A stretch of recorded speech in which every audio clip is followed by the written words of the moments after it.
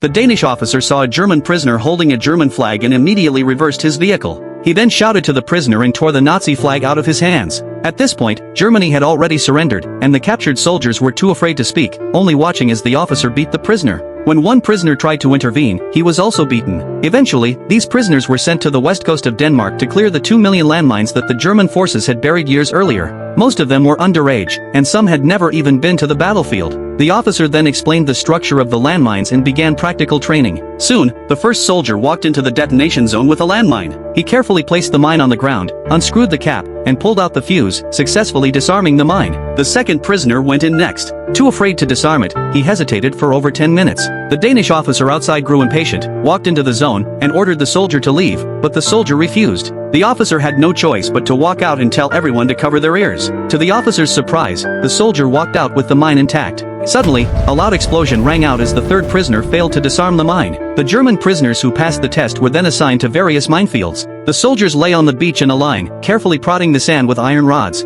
Soon, one boy discovered a mine. He carefully brushed away the sand, slowly unscrewed the cap, removed the detonator, and successfully disarmed the mine. The day's work went smoothly, and the boys successfully disarmed over 100 mines, filling them with hope of returning home. However, soon the boys grew weak from lack of food. One boy approached the officer to ask for some food but was refused. So, that night, he sneaked out to find something to eat. They finally had a full meal that day, but the next day, one boy suddenly began vomiting uncontrollably while clearing mines. His teammate tried to help, but the vomit triggered a mine, blowing off the boy's hands. His painful screams echoed across the beach. The Danish officer came over, gave him a sedative, and the boy stopped crying. He then called an ambulance to take the boy to the hospital. Soon after, other boys also began to have stomachaches. The boy who had stolen the food confessed to the officer that, having not eaten for days, he had snuck to a farm and stolen some horse feed, which had made everyone sick. The officer went to the farm and asked the farmer about the black particles in the horse trough. The farmer, with a sly smile, admitted that she had mixed rat droppings into it. After finding out the cause, the officer had the boy fetch a bucket of seawater and made the others drink it to vomit out the rat droppings.